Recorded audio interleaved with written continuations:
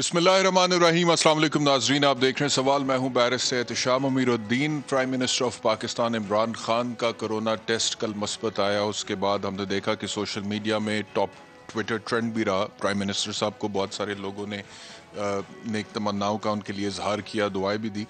और मैं प्रोग्राम के आगाज़ में कहना चाहता हूँ कि इसमें कोई शक नहीं है कि इमरान खान साहब जो है वो सिर्फ पाकिस्तान ही की नहीं बल्कि पूरी दुनिया की पसंदीदा शख्सियात में से एक रह चुके हैं। एंड आई एम श्योर अभी भी बहुत सारे लोगों के दिलों पर राज करते होंगे, क्योंकि इमरान खान साहब जब नौजवान थे तो अपनी करिश्माती शख्सियत की बदौलत पूरी दुनिया की हसीनाओं के दिलों पर राज करते थे, उनके दिल की धड़कन होते थे। और आई एम श्योर कि बहुत सारी ख़वातीन को मेरे स्टेट पे एतराज़ होगा कि थे का क्या मतलब है, करते थे। बहरहाल फिर क्रिकेट के मदाहों के दिल की धड़कन रहे। फिर थोड़े बड़े हुए तो 92 के वर्ल्ड कप में जब उनके क्रिकेटिंग करियर का इख्तिताम था और पूरी दुनिया में, मुझे याद है, एक गाना चल रहा था, the world is coming down, the flags are up, who's gonna be number one, who's gonna take up the cup, let's see who rules the world। तो उस टाइम पे इमरान खान की कप्तानी में पाकिस्तान क्रिकेट टीम ने 92 का वर्ल्ड कप जीता। और मुझे याद है अगले दिन मैं 5वीं जमात में होता था तो मेरे वालिद साहब ने मुझे अखबार की हेडलाइन दिखाई कि देखो क्या लिखा हुआ है, सी वी रूल द वर्ल्ड। तो पाकिस्तानियों के लिए वो बड़े प्राइड का मोमेंट था। फिर और बड़े हुए तो शौकत खानम बना दिया। वहाँ पे गरीब लोगों के लिए कैंसर का मुफ्त इलाज होता था और बहुत सारे लोगों ने उनके लिए दुआएं की। उसके बाद और बड़े हुए तो सियासत के मैदान में कदम रखा और स्ट्रगल किया 22 साल। और उसके बाद फिर और बड़े हुए तो वज़ीर आज़म बन गए। अब वज़ीर आज़म है तो सर्टनली इस कौम के बड़े भी हैं, बुज़ुर्ग भी हैं। इमरान खान साहब के नज़रिए का जहाँ तक ताल्लुक़ है, आई डोंट थिंक कि उससे इख्तलाफ किया जा सकता है जब वो कहते हैं कि मैं नया पाकिस्तान बनाना चाहता हूँ जहाँ पर तरक्की हो, रोज़गार हो, दुनिया में इज़्ज़त हो। लेकिन उस नज़रिए के हसूल की खातिर जो उनकी हिकमत अमली रही है पिछले 2.5 साल से, उससे आप ज़रूर इख्तलाफ कर सकते हैं। मैंने भी किया, कई दफ़ा तनकीद भी की है। लेकिन उन तमाम तर इख्तलाफात के बावजूद मैं कहता हूँ कि इस कौम को इमरान खान की ज़रूरत है। और इमरान खान साहब के लिए, वज़ीर आज़म पाकिस्तान के लिए नेक तमन्नाएं, उनके लिए दुआएं। Mister prime minister get well soon. और जिस तरह जब कोई बीमार होता है आप इयादत के लिए जाते हैं फूलों का तोहफ़ा लेकर, हम वो तो नहीं ला सकते थे क्योंकि कोविड है, लेकिन ये हमारी टीम ने, मैंने एक पैकेज छोटा सा तैयार किया है तोहफे के तौर पे, कबूल की। तो ये इमरान खान साहब के लिए एक छोटा सा ट्रिब्यूट। और ये तस्वीर आज खान साहब की चल रही थी तो वो खिड़की से देख रहे हैं बाहर, क्वारंटाइन किए हुए हैं और अपने कमरे की खिड़की से बाहर खुली फ़िज़ा को देख रहे हैं। और हमें पता है इमरान खान खुली फ़िज़ाओं के, हवाओं के, ग्रीनरी के बड़े शौकीन हैं। तो इंशाल्लाह अल्लाह ताला जल्द उन्हें सेहतियाब करे और बाहर निकले। आगे बढ़ते हैं जी। अच्छा, एक तो मरियम नवाज़ साहिबा की आज मैं तकरीर सुन रहा था जिसमें काफ़ी गुस्सा भी था।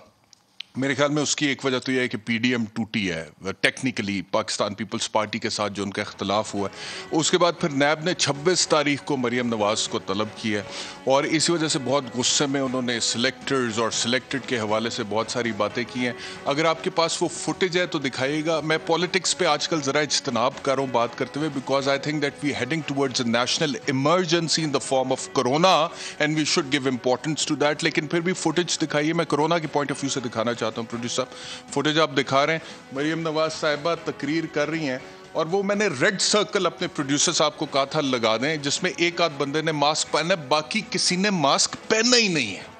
और लाहौर में कोरोना की जो शरह है मुस्बत आने की वो 14% को टच कर गई है। अच्छा, ये अब सियासतदानों को थोड़ा जिम्मेदारी का सबूत देना चाहिए। आगे बढ़ते हैं। मैं ये कहूँ आपसे, Yesterday when I was interviewing Asad Umar साहब, चेयरमैन NCOC, तो उनसे मैंने एक सवाल पूछा था कि सर, सरकारी अस्पतालों की एक कैपेसिटी है और प्राइवेट हॉस्पिटल्स का इलाज 5 स्टार होटल्स की तरह महंगा है, तो मतवसत तबके से ताल्लुक़ रखने वाला आदमी या गरीब तबके से ताल्लुक़ रखने वाला आदमी अफोर्ड ही नहीं करता। उन्होंने कहा जी कि हर सूबे में एक हेल्थ कमीशन है, ये उसकी जिम्मेदारी है कि निजी अस्पतालों की प्राइस को कंट्रोल करे जो भी वो इलाज के लिए प्राइस चार्ज कर रहे हैं।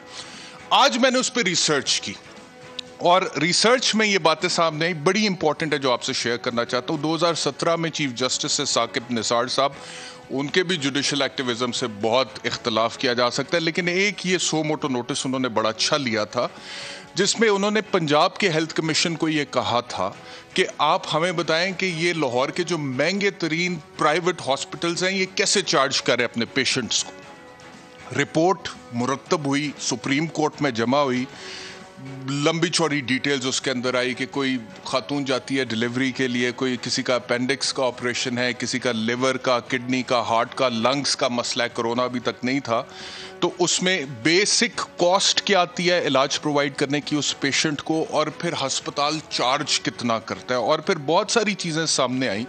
मिसाल के तौर पे उस रिपोर्ट में ये लिखा गया कि कई निजी अस्पताल ऐसे हैं जो प्राइवेट रूम का एक रात का 70 हज़ार रुपया चार्ज करते हैं, और एक हॉस्पिटल तो ऐसा था जो कि डॉलर्स में फीस ले रहा था। और इसके अलावा ये भी बात उस रिपोर्ट में सामने आई कि स्टैंडर्ड रूम्स अवेलेबल होने के बावजूद मरीजों को कहा जाता है जी स्टैंडर्ड रूम अवेलेबल नहीं है, एग्जीक्यूटिव रूम अवेलेबल है, और वो दिया जाता है ताकि अस्पताल पैसे ज़्यादा कमा सके।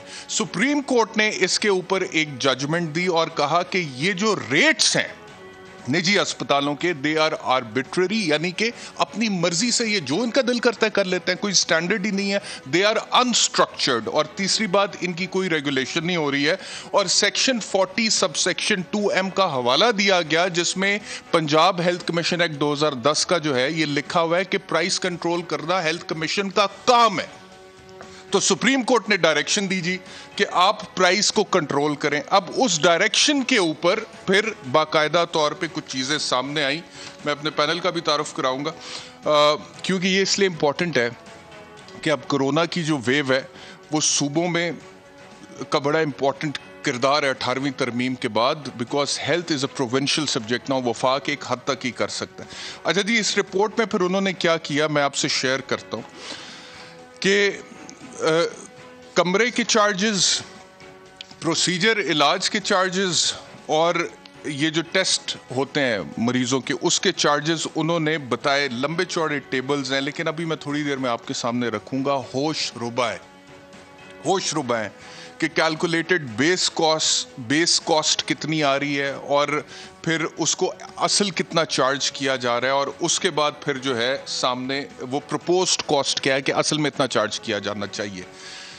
एक मिसाल है, हॉस्पिटल स्टे चार्जेस स्क्रीन पे दिखाएं, क्योंकि कोरोना की वजह से लोग अस्पतालों का रुख कर रहे हैं, अस्पताल भर रहे हैं लाइक फिश मार्केट्स। ये देखें जी, ये 2017 की रिपोर्ट है और इसमें लिखा हुआ है कि जो सेमी प्राइवेट रूम है उसके चार्जेस जो लिए जा रहे हैं, सेमी प्राइवेट रूम यानी कि जिसमें 2 मरीज होते हैं, वो 4200 से 16,000 रुपया चार्ज किया जा रहा है एक पेशेंट से, जबकि कॉस्ट उस रूम की 3,364 रुपये। इसमें सारे एक्सपेंस डाल लिए, वो प्रॉपर्टी की कॉस्ट, नर्सिंग की कॉस्ट और बाकी तमाम कॉस्ट। अच्छा जी, अब वो प्रपोज्ड कॉस्ट की क्या चार्ज करना चाहिए, 25% प्रॉफिट उन्होंने कहा कि अस्पताल का हक है वो ले, और अगर किसी की बहुत ज़्यादा फैसिलिटीज़ है वो 5% ऊपर भी ले ले। तो प्रपोज्ड कॉस्ट मैक्सिमम 5,046 रुपये। तो 5,046 जहाँ पे प्रपोज की गई वहाँ पे 16,000 तक चार्ज हो रहा है।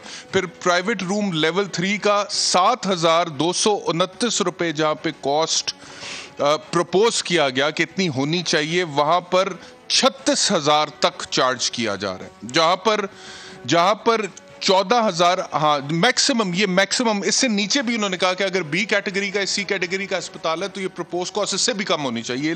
मैं ए कैटेगरी का बता रहा हूं आपको।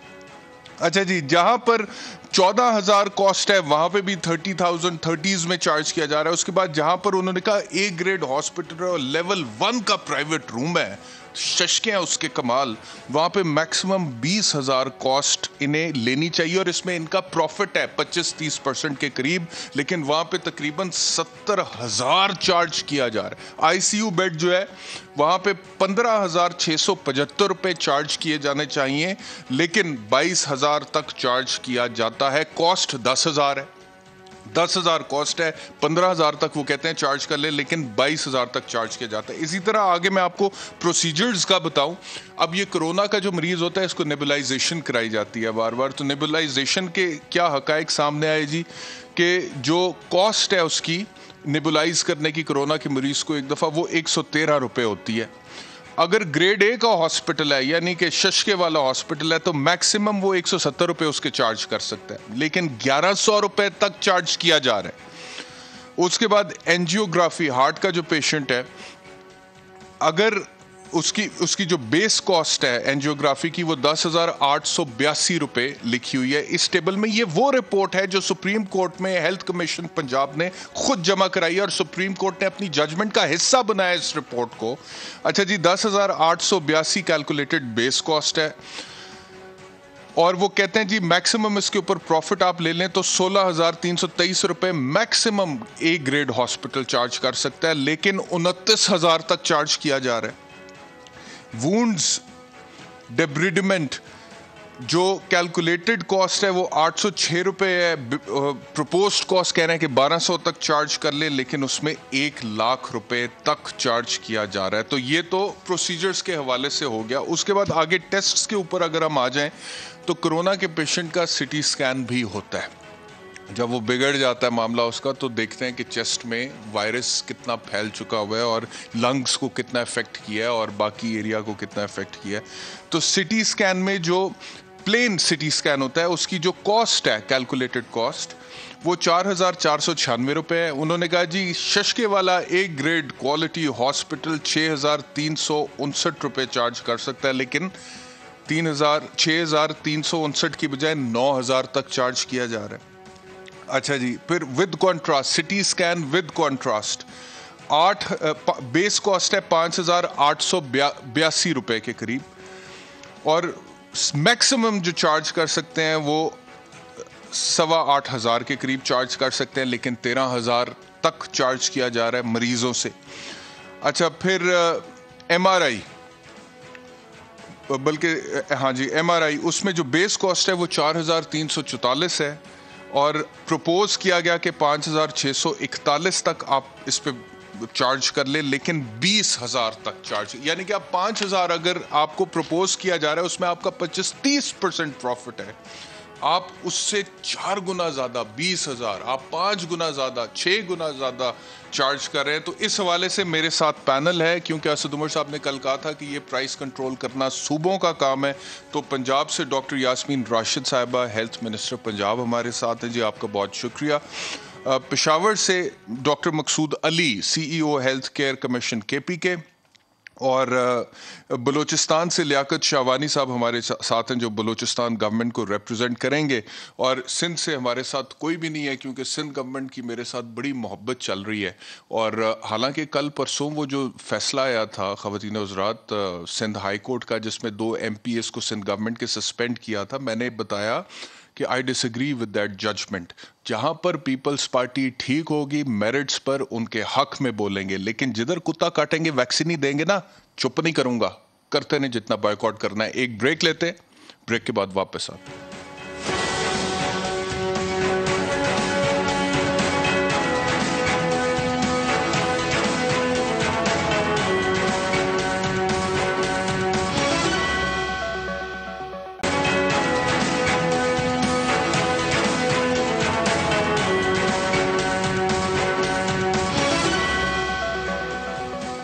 वेलकम बैक टू सवाल। डॉक्टर यास्मीन राशिद साहिबा, आपसे गुफ्तगू का आगाज़ करते हैं। ये जो मैंने अभी रिपोर्ट का हवाला दिया ये बाकायदा तौर पे सुप्रीम कोर्ट की जजमेंट का हिस्सा है, और आपकी पार्टी का दौरे हुकूमत तो नहीं था, पिछला दौरे हुकूमत था, लेकिन ये इम्प्लीमेंट नहीं हो सका।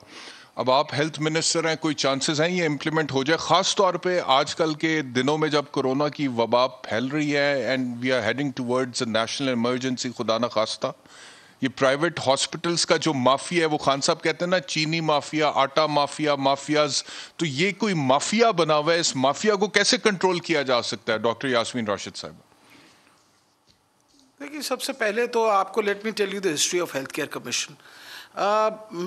आई वॉज इन सर्विस और मैं प्रेसिडेंट थी पाकिस्तान मेडिकल एसोसिएशन की जब ये हमने इनिशिएट किया था पंजाब के अंदर पहली दफ़े कि we should have a health care commission.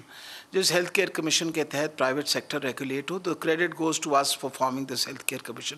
क्योंकि उस हेल्थ केयर कमीशन का सिर्फ एक मकसद नहीं है, प्राइस कंट्रोल के अलावा जो प्राइवेट सेक्टर या किसी भी डॉक्टर के ख़िलाफ़ कोई शिकायत आए रिगार्डिंग देयर परफॉर्मेंस, वो भी वहाँ रजिस्टर होती है और उसके ऊपर भी बाकायदा इंक्वायरी। सो इट्स इंडिपेंडेंट एक हेल्थ केयर कमीशन बनाया गया for this purpose of regulating things, regulation की खातिर किया गया। और अल्हम्दुलिल्लाह इस चार्टर को भी बनाने में हम पेश थे, ये हमने खुद बैठ के बनाया था।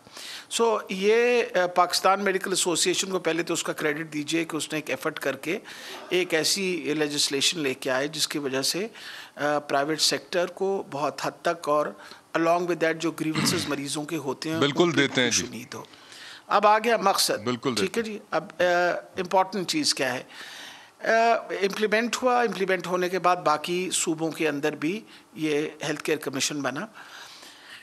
एक तो आपको ये बात भी समझनी चाहिए कि जो खर्चे सरकार के अस्पताल में हो रहे हैं वहाँ भी पैसे मरीज़ पे खर्च होते हैं।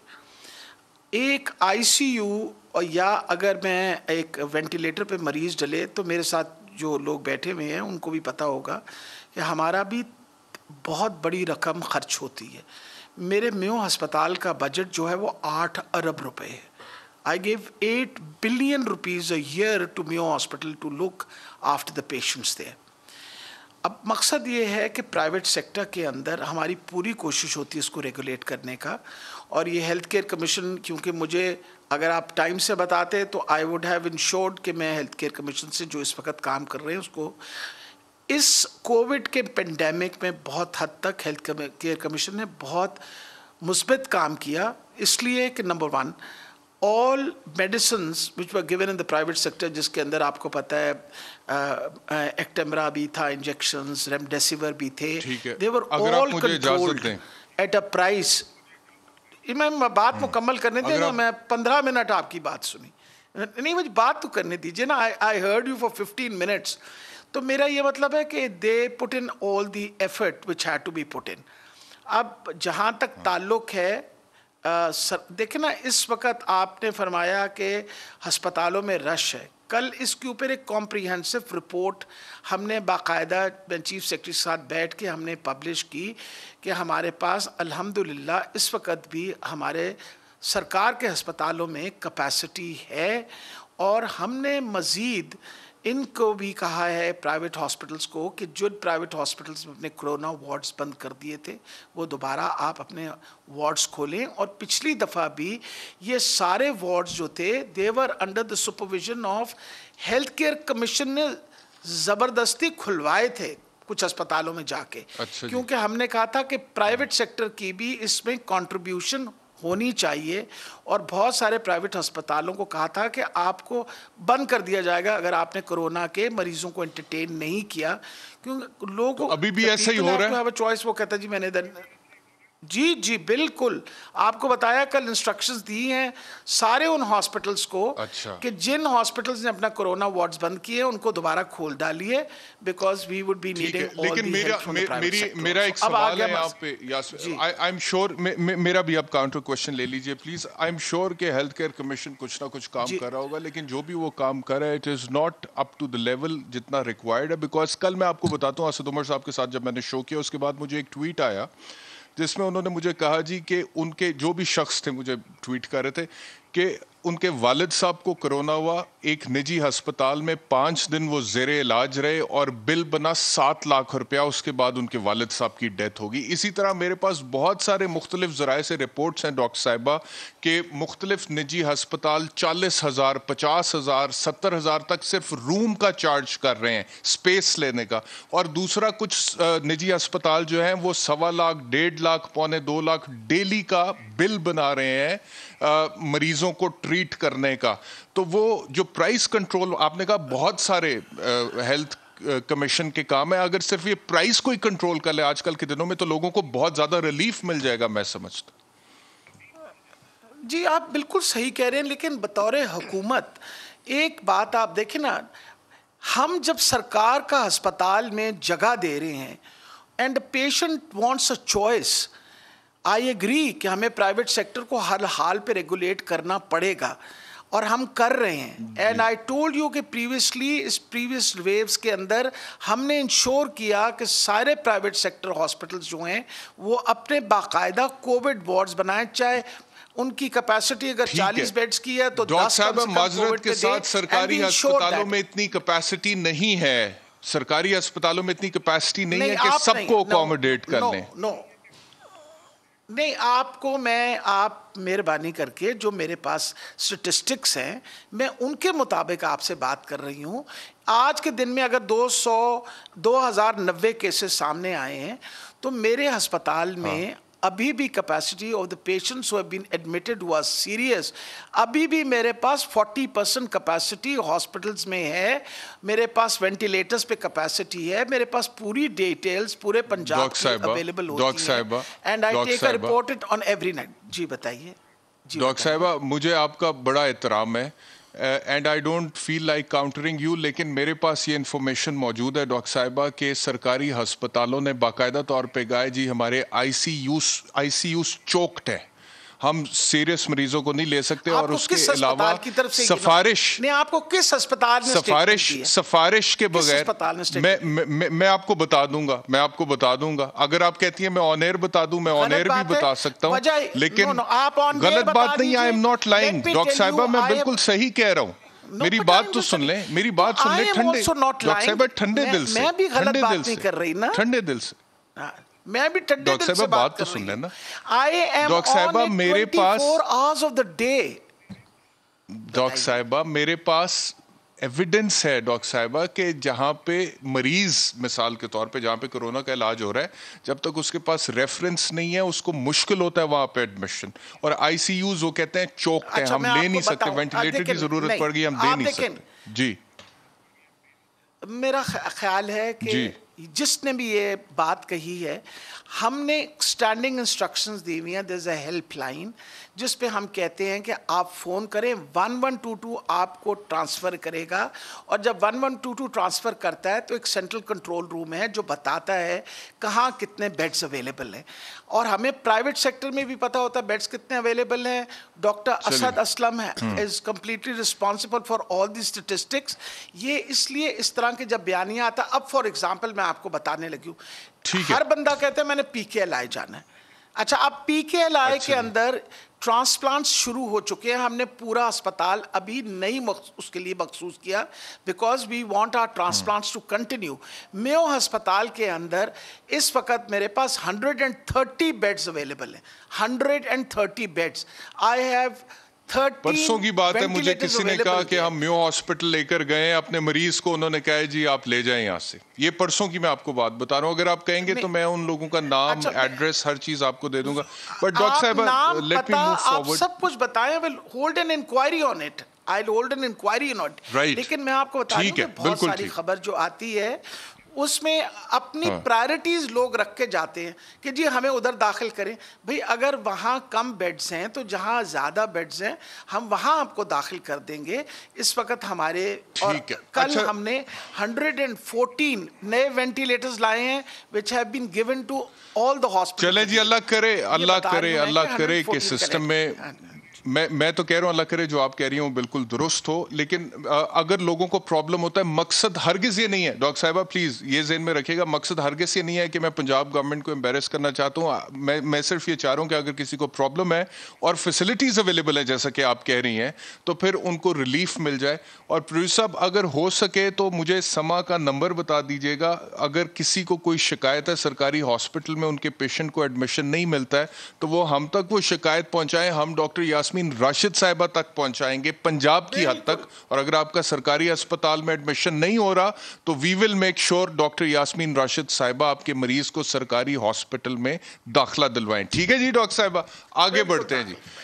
केपीके, बिल्कुल जी बिल्कुल, केपीके की तरफ जाते हैं जी। ठीक है, केपीके की तरफ जाते हैं। डॉक्टर मकसूद अली साहब, आप CEO health care commission KPK हैं सर।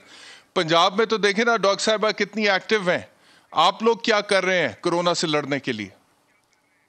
जी पहले तो बिस्मिल्लाह रहमान रहीम, मैं समा TV जो है इनका शुक्रगुजार हूँ कि इन्होंने इस अहम टॉपिक पे मुझे मदऊ किया है, और यकीनन इससे लोगों को बड़ा फ़ायदा होगा, मालूमात मिलेंगी। जहाँ तक खैबर पख्तूनख्वा का ताल्लुक है तो खैबर पख्तूनख्वा में हेल्थ केयर कमीशन और हेल्थ डिपार्टमेंट दोनों ने मिल के काफ़ी इस पे काम किया है, और आवाम को सहूलतें पहुंचाने के लिए, मालूमात पहुंचाने के लिए हम मिल के काम करते हैं।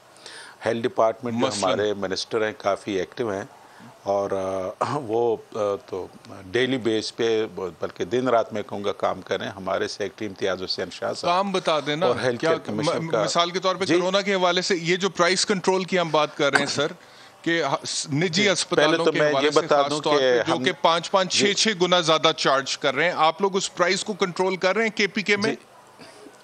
जी, एक आपको बता दूं कि इस पे पेशावर हाई कोर्ट में एक केस सब जुडिस है और उन्होंने हमें ये टास्क दिया कि आप एक कम्प्रिहेंसिव डॉक्यूमेंट बनाए जिसमें ना सिर्फ कोरोना बल्कि जितने भी टेस्ट्स हैं या जितने भी सर्विसेज हैं, तकरीबन ये 2500 के करीब ऐसी सर्विसेज हैं जिसकी चार्जेस ली जाती हैं। तो उन्होंने हमें ये टास्क दिया और हमने इस पे बड़ा कम्प्रिहेंसिव काम किया। एक रिपोर्ट हमने बनाई और हमने वो रिपोर्ट जो बड़ी कम्प्रिहेंसिव थी वो हमने अदालत आलिया में जमा कराई, हेल्थ डिपार्टमेंट में भी हमने जमा कराई। तो अब और उसको एक्सपर्ट्स के साथ शेयर भी की और उस पर हमने काफ़ी कम्प्रिहेंसिव डायलॉग ये वो जो सुप्रीम कोर्ट में रिपोर्ट दी थी जी, उसकी बात कर रहे हैं आप? नहीं, ये सुप्रीम कोर्ट वाली, ये मैं पेशावर हाई कोर्ट की बात कर रहा हूँ। ये कौन से साल की बात है? ये अभी इसी साल की बात है। इसी साल की बात है। तो उसमें कोई प्रपोज्ड कॉस्ट आई उस रिपोर्ट में कि अस्पतालों को इतना चार्ज करना चाहिए? देखें, जबकि कर इतना उसमें हमने उनको बताया, अभी तो मेरे सामने, चूंकि ये अभी ऑफ टाइम है, मेरे सामने अभी वो रिपोर्ट नहीं है, लेकिन उसमें हमारी टीम ने बहुत ज़्यादा काम किया और वो हमने रिपोर्ट सबमिट कराई है। जितनी भी मुख्तलिफ सर्विसेज हैं, लेबॉर्ट्री चार्जेस हैं, OT चार्जेस हैं, मेडिसिन। सर काम क्या किया, यही तो पूछ रहा हूँ ना डॉक्टर साहब आप कह रहे हैं कि आपके सामने वो रिपोर्ट नहीं है, आप CEO हैं हेल्थ केयर कमीशन KPK के, आपके तो फिंगर टिप्स पे वो रिपोर्ट होनी चाहिए ना सर। तो वो ऐसी नहीं है जनाब, आप जैसे इस तरह नहीं है। ये तो फिंगर टिप पे कैसी आप एक बहुत ज़ख़ीम किताब याद कर सकते हैं ना, इस तरह नहीं होता, ठीक है। और ये जब तक इसकी अप्रूवल पेंडिंग है, जब इसकी अप्रूवल हो जाएगी तो जाहिर बात है फिर जी मीडिया में भी आएगी और लोगों के साथ भी शेयर होगी। अच्छा, यानी कि अभी रिपोर्ट की अप्रूवल ही नहीं हुई है? अभी अप्रूवल ही नहीं हुई है तो इम्प्लीमेंटेशन दूर की बात है, जिसका मतलब यह है कि अभी भी निजी अस्पताल जो उनकी बेसिक कॉस्ट है उससे कई गुना ज्यादा चार्ज कर रहे हैं, जो कि आप लोगों को रेगुलेट करना चाहिए हेल्थ कमीशन को KPK में। एक तो आपको ये बता दूं कि जो हेल्थ केयर कमीशन है ये पब्लिक सेक्टर को भी देखता है और प्राइवेट सेक्टर को भी देखता है। इस पे हमने जब मीडिया में रिपोर्ट्स आई कि कुछ प्राइवेट अस्पताल जो हैं वो ज़्यादा ओवर चार्जिंग कर रहे हैं, तो उनको हमने बाकायदा नोटिफिकेशन की। और बलोचिस्तान की तरफ जाते हैं, बलोचिस्तान की तरफ जाते हैं जी। मैं आता हूं डॉक्टर साहब, आपकी तरफ वापस आता हूं। बलोचिस्तान की तरफ जाते हैं। शावानी साहब, लियाकत शावानी साहब, spokesperson to the Balochistan government, Corona की सूरत हाल का सरकारी अस्पतालों का थोड़ा सा बताइएगा। प्राइवेट हॉस्पिटल माफिया क्या सरगर्म है बलोचिस्तान में भी, और बलोचिस्तान गवर्नमेंट क्या कर रही है उसको कंट्रोल करने के लिए? जी इत्शाम, इस बात में कोई शक नहीं कि डॉक्टर्स जो है वो मसीहा हैं, लेकिन कुछ मसीहा जो है वो माफिया का रूप धार लेते हैं और जब वो अपने काम को छोड़ के ओवर कमर्शलाइज हो जाते हैं और लोगों को उससे जो है ज़्यादा फीसें बटोलते हैं, तो फिर ये गवर्नमेंट की जिम्मेदारी होती है कि उसको रेगुलेट किया जाए। न सिर्फ private hospitals but private schools, वहाँ पे भी यही सूरत हाल है। तो उनको रेगुलेट करने के लिए बलूचिस्तान हमारा health commission and regulatory authority है और वक्तन फ़वक्तन हम रेगुलेट तो करते हैं, लेकिन जो प्राइसेस फिक्स किया जाता है उस पर अमल दरामद डॉक्टर साहबान नहीं करते। बलूचिस्तान में ये जो प्राइवेट हॉस्पिटल है ये बड़ा लुक्रेटिव बिजनेस। तो सर गवर्नमेंट क्या कर रही है? गवर्नमेंट वो तो बन गया, हमें पता है। गवर्नमेंट क्या कर रही है सर? अब गवर्नमेंट हम उनको पाबंद करेंगे कि एक तो ये है कि ये जो फीस लेते हैं उसका रिसीट नहीं देते, उसके लिए कंप्यूटराइज सिस्टम हम उनको पाबंद करेंगे और वो कनेक्ट होगा ताकि हमें पता चल सके किस पेशेंट से कितने पैसे लिए। नंबर 2, कंप्लेंट सेल हम इस्टेब्लिश कर रहे हैं कि कोई एग्रीव्ड पेशेंट जो प्राइस वहाँ पर अब लिस्ट आवेजा करेंगे उससे बढ़ के अगर कोई डॉक्टर या उस प्राइवेट लैब में कोई फीस चार्ज करता है तो फिर वो कंप्लेन करे। तो ये कुछ ऐसे शावानी साहब, कब तक हो जाएगा ये? कब तक हो जाएगा? कोरोना के दिन है सर। कर रहे हैं इतनी बुरी सूरत-ए-हाल थी हेल्थ डिपार्टमेंट की, ये जो हेल्थ रिफॉर्म अब हमने शुरू किया है उसमें सिर्फ इसके अलावा कई एक और इश्यूज़ हैं। ये माफिया जो है सिर्फ प्राइवेट हॉस्पिटल की हद तक नहीं है, ये सरकारी हॉस्पिटल्स में भी ये माफिया है। पिछले साल जब हमने इस्तिफसार शवानी साहब, I am sorry, I have to take a break, I have to cut you, लेकिन मैं ब्रेक से वापस से दोबारा शुरू करूंगा आफ्टर द ब्रेक।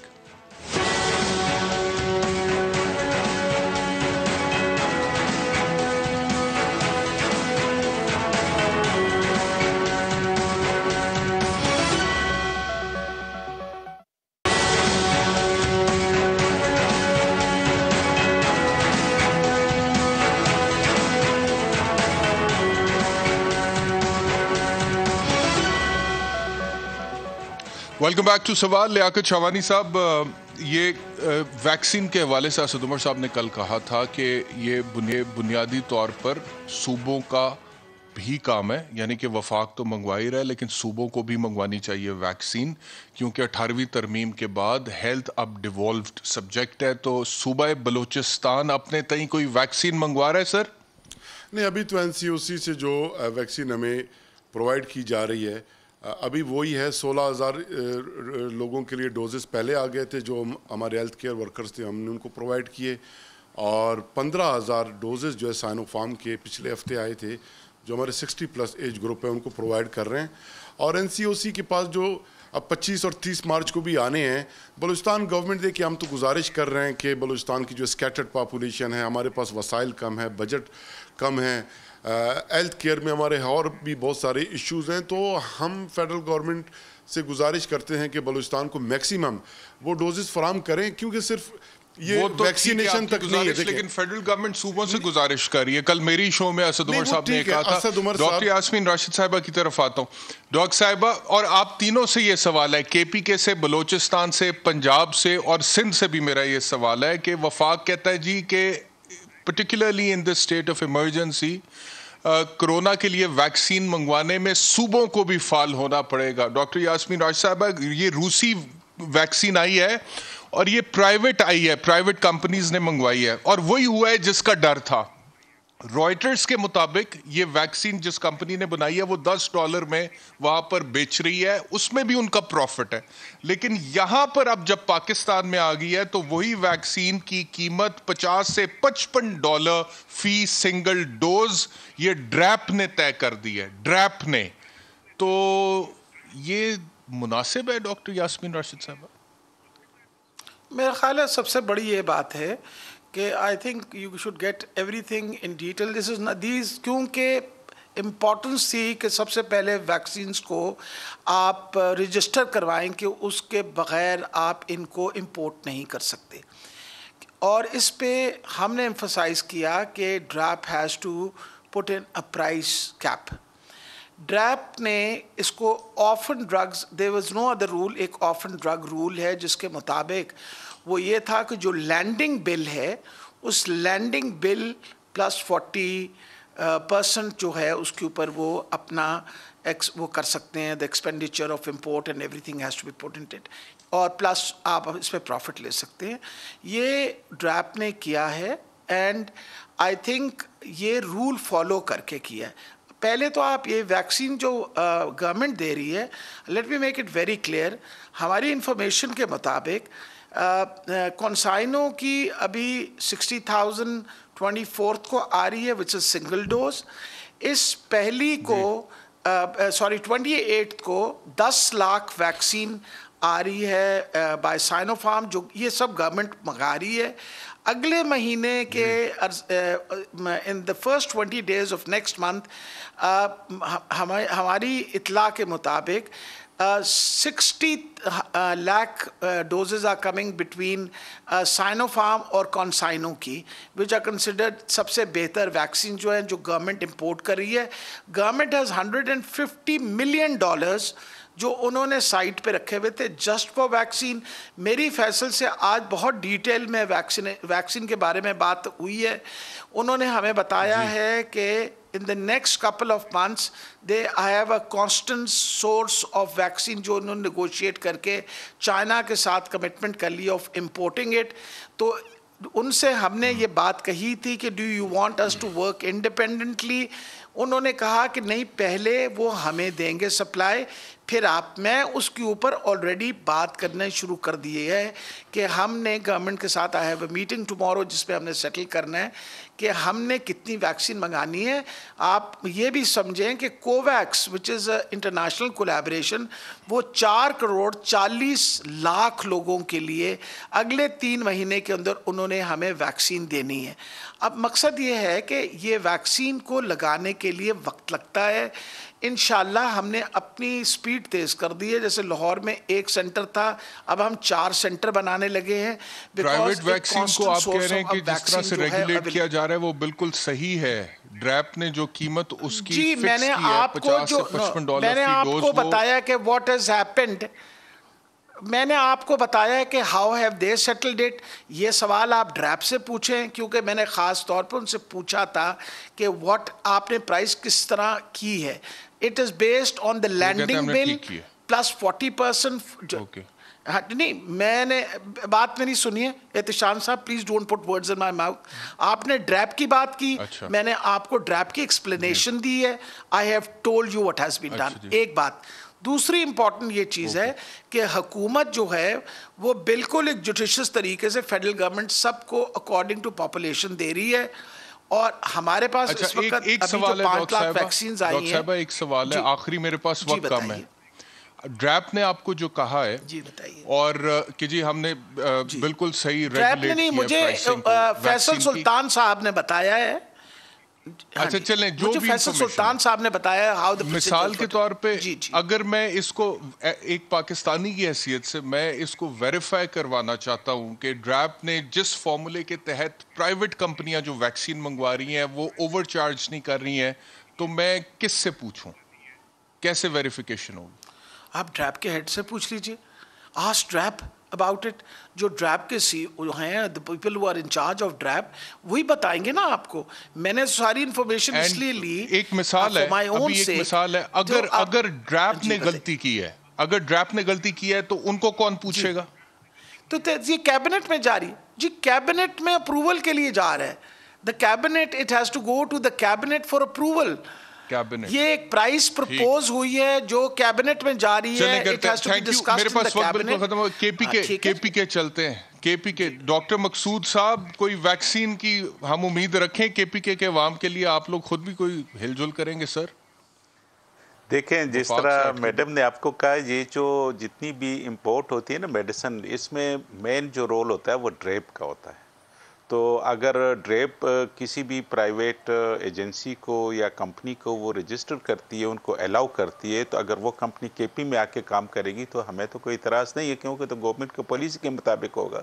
तो लिहाजा हम ये समझते हैं कि ड्रेप को हम देख रहे हैं कि वो किस तरह की पॉलिसी बनाते हैं प्राइवेट कंपनीज के लिए। तीनों का शुक्रिया। ये ड्रैप की बात सारे कर रहे हैं कि ड्रैप ड्रैप ड्रैप।